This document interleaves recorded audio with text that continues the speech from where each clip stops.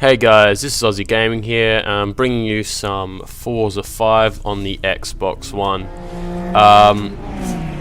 Next gen racing, it's pretty fucking amazing, and I hope that many next gen games follow this. Hopefully Forza 6 or whatever else they're going to come up with is going to be even more advanced than this.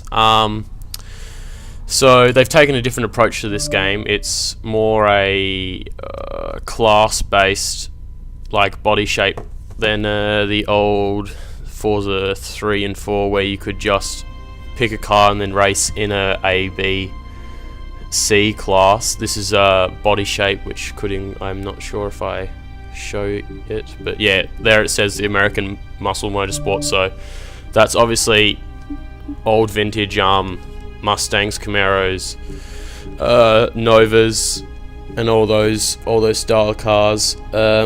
So this game's based more around online, where even when you're offline, it's an online game. So, well, all Xbox One is really based around being connected to the internet, but this game really utilizes that, as it is almost a needed necessity for, I don't know, success in the game or progress, I guess.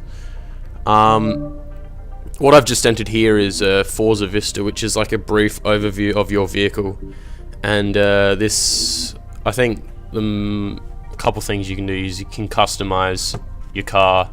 I think it's just like visuals and some brief points. All those little dots are informations about it. The thing I've just clicked here is the it'll give you a brief overview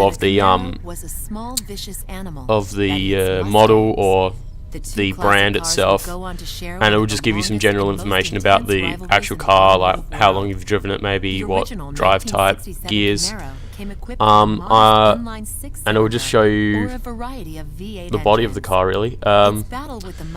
It'll talk about some bullshit about how this fucking lady gives me the shit sometimes, especially when you're playing online. I'm playing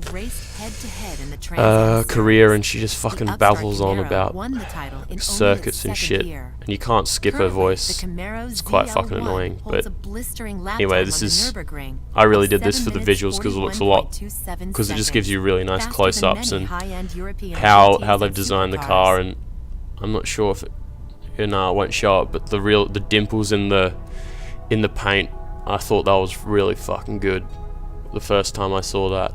I think this will show a little bit more visuals of the car here. Yeah, I'm just gonna overview. I think there's in the special colors section.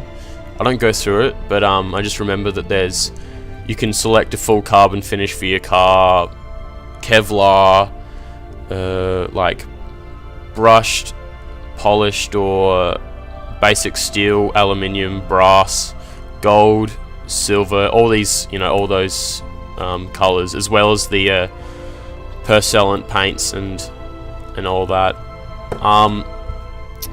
I think the visuals, even in while racing, the visuals are even as good as this. It's really amazing what they've been able to do, and I was really just gobsmacked the first time I saw close up on the TV what the cars look like, because such detail put into them, and everything's so finely done. It won't pull off as well as on a computer screen, but if you have full HD TV and you play this game, you'll really learn to appreciate the graphics and the quality of what they've done here. I think I'm just gonna go into a race. Yeah, and no, I'm gonna do this shit. Anyway, yeah. So you can also get into the car in this, and then start the engine. It's really just pretty basic stuff, but you can get into it eventually. Yeah, into it, and then you can look around, start the car up, and I don't know, just have a listen to it. But even inside, it's really, really refined and really well done. Just like even the dimpling on the steering wheel and the leather accents. Excuse me.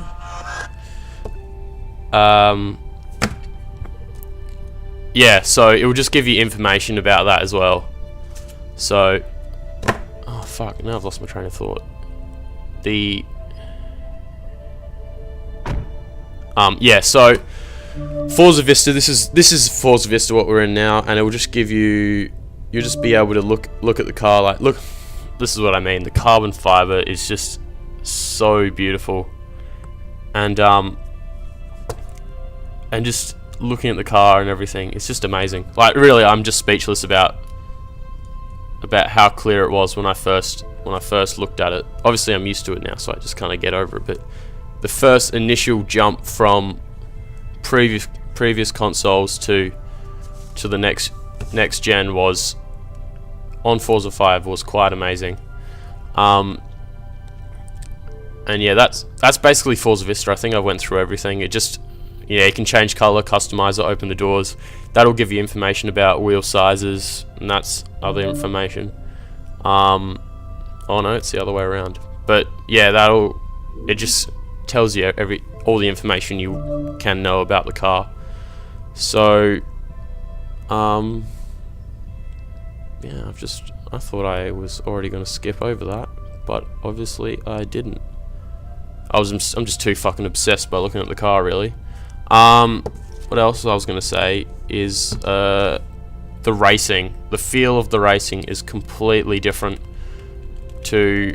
I didn't really play Forza 4 much, because I didn't buy it, but I borrowed Forza 3 off my mate for, I don't know, about a year or so, and I played the shit out of that and got really, really good at it. But then as soon as I came to this, I could not... it's just a completely different feel of racing. Everything felt a lot heavier. Steering and braking was a lot heavier, and if you got a wheel on the grass, you'd fucking know about it, because the car just pulls straight off the road. What the fuck am I doing here? But it's just the feel of the car. Like, you can definitely feel the difference between a four-wheel drive or all-wheel drive and a rear-wheel drive and a front-wheel drive. They've really defined, you know, what cars feel like and how they would drive in a realistic world. But I'm not really sure how the hell they do that. But it's completely different to the old platformer games. Even I had my mates over the other day, and he said that it was completely different to what he was used to, and it was a lot different. But the sounds of the cars as well. I'm in I think an A class or S class race here, but I don't know. I think I just did this for the laughs really, but I think this is, I can't remember, Sebring. I fucking hate this thing, but it's so good just to look at the cars, and yeah, you see the grass here, it just fucking pulls you away straight away, and it's really hard to get back on the road if you're trying to accelerate. Also, another thing which is new, and I don't think there's any other games which have this at the moment, but Drivatar is a look at this fucking idiot. But Drivatar is a new thing which allows you to race, and as you race on your console, while you have to be connected to the internet, of course, but if you're connected to the internet and you're driving on your console racing, it doesn't really, I think, even happens in free play. It'll memorize or record how you race and how you take corners, how you accelerate, how you pass people, all that jazz. I don't really know how it works, and it will save that information, so when you aren't on your console and you're away, fucking drinking some beers or whatever, it'll race against other people on their console as an AI and earn you credits during the time you have been away. I think that's really the only benefit for it. I think it's just, yeah, well, these people here I'm racing now are all AI, and I think that's the only benefit, is that the cars are AI driven instead of computer driven, which is quite cool. But you might ask, what's the point? I see that, because I don't know, what's the point? It's a cool thing, but I don't know, it's not really. I guess you can say that you're racing against artificial people, but I don't know, I'm not exactly sure. I kind of thought it was cool, but I don't know, I'm not really into it, the whole thing. But it works, I guess, but obviously people are really retarded sometimes how they race. Like that was shite. But I think the AI they still race as AI even though they're human. Like they don't have traits, which they're very I don't know, what am I trying to think? Very repetitive in what they do. So they'll do things like, you know, like almost exact every lap and whatnot. But I think that back here, I recorded this ages ago, so that's why I can't remember what I did. But I did this in December. But when I did it here, I think I was only level 20 or something, and my AI difficulty was maybe on 2 above normal or 3 above normal. And the problem is that AI really, like, well, here it doesn't matter because they've got better cars, but during straights and all, they just burn up. But through the corners, where most people would be still, you know, carrying their speed, they go so slow, and it just fucks up with your whole lap time. So I don't know. If you get you know, pretty good, you can raise your difficulty and race with a, you know, higher intensity and take that speed through those corners. And this car's fucked up now because it's been bashed on a bit. But I don't know. I think that's really the new stuff. I was just about to say. Apart from that being an absolute retard, but the new damage system isn't you don't get the little bird's eye view of the vehicle above on your right hand screen. It comes up. I think it's I don't know. I don't like it. I'm not a fan, but it comes up with warnings like you saw it, the riding, and I don't really like it because it takes too long. You know, if you're focusing on a turn, you're trying to pass someone, and all these warnings are coming up the side, and you have to read them. And they don't all come up at once. They come up, like, you know, 3 at a time. It's too hard to read to see what's going wrong, and then you have to go through. You know, you have to press up on the D-pad and then go right or left 4 times or whatever to try and see what's wrong, and that just takes up your whole fucking screen. So I don't know. I think that was a bad move, getting the doing the damage in that way. But I'm quite happy with the rest of the game. It's really refined, and it doesn't seem rushed at all. Also, just forgot about that, the controller. I think I talked about it in my last video, but it really uses its, you know, functions in this game, where there's like, there's vibrators, rumble packs in the triggers, and when you're, I think it only happens in braking and accelerating, but when you're accelerating, I think it's only the right trigger rule. But if you lose traction, the rumble pack will rattle under your finger, and it just gives you a lot better feel of the car, as well as under braking.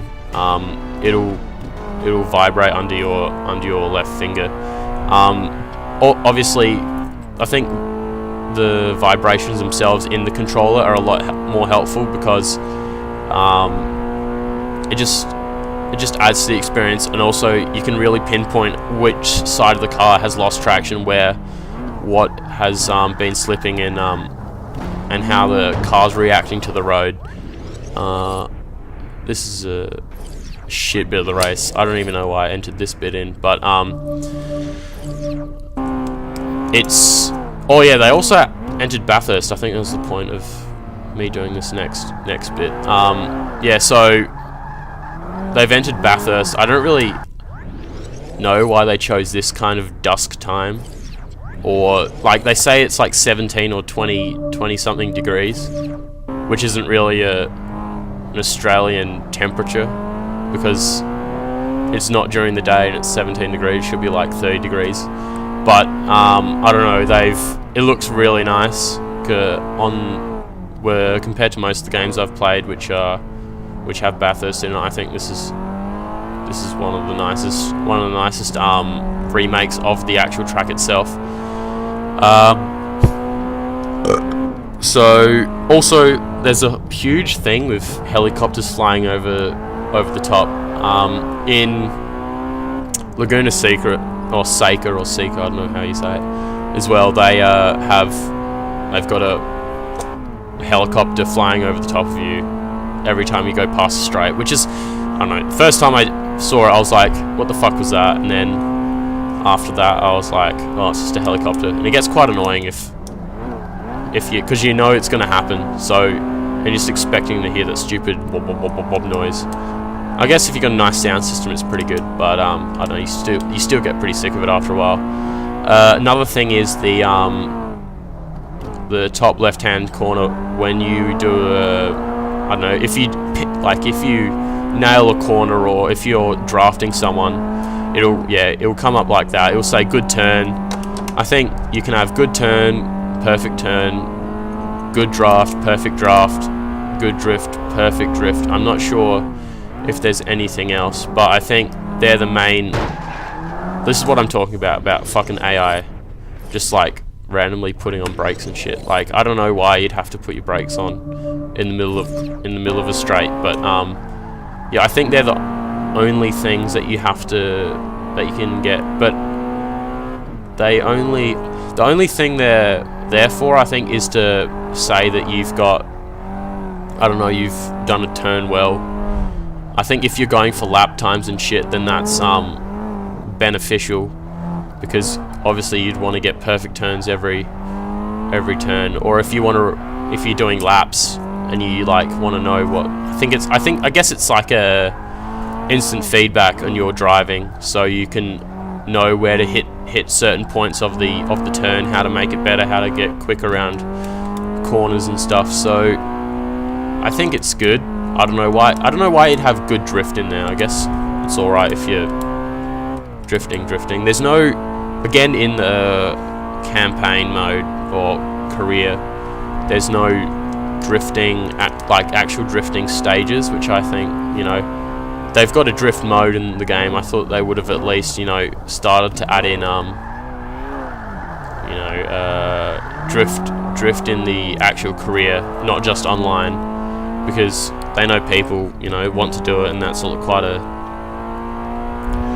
a main, almost like a main part of the game nowadays. But yeah, it's just really racing. I should have entered this in, but they've got Top Gear that narrate the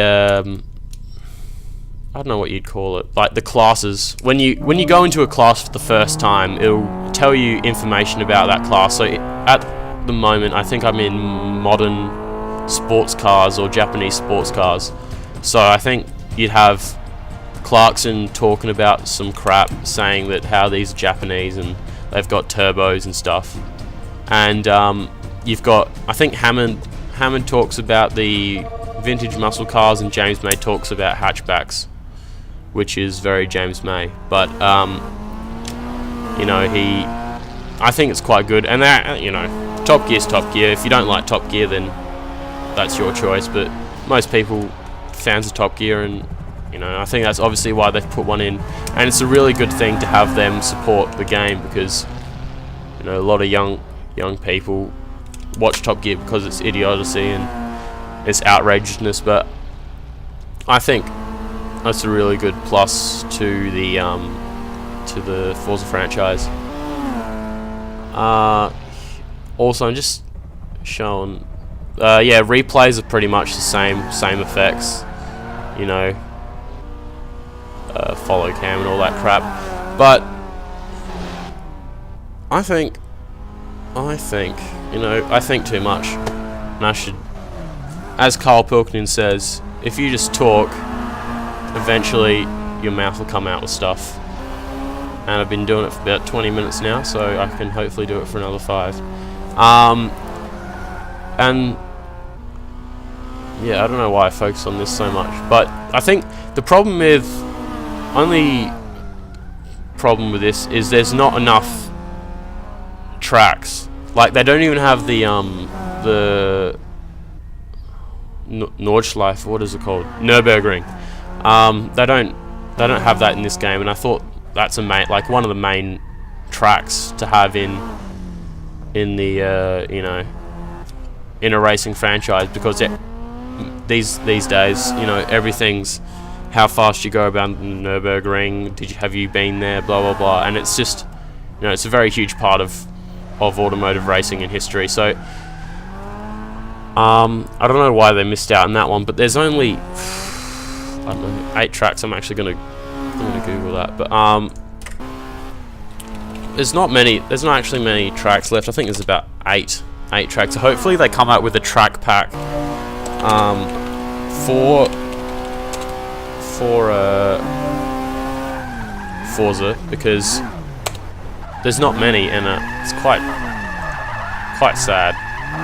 I'm just trying to think of the tracks they had in Forza 3 and Forza 4, which they didn't have in Forza 5. They don't have Maple Valley or the New York City circuit.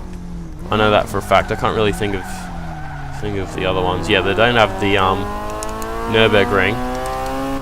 They have the Spanish. Yeah, they've got the Circuit of Prague, which I think is a new one. It's an alright track. It's pretty base. The Bernese Alps, the Circuit de Catalunya, or the Spanish F1 track. The Circuit de Spa-Francorchamps in Belgium, Indianapolis Speedway. I fucking hate that. The obviously the 24 Hour Le Mans track, Mount Panorama, Laguna Seca, Yas Marina Circuit is shite. The Test Track Airfield, which is, it's not even a track. It's just literally, yeah, it's an airfield. It's just something where you go and drive your cars. Sebring, Silverstone, Road Atlanta, and Top Gear. Obviously, the Top Gear test track.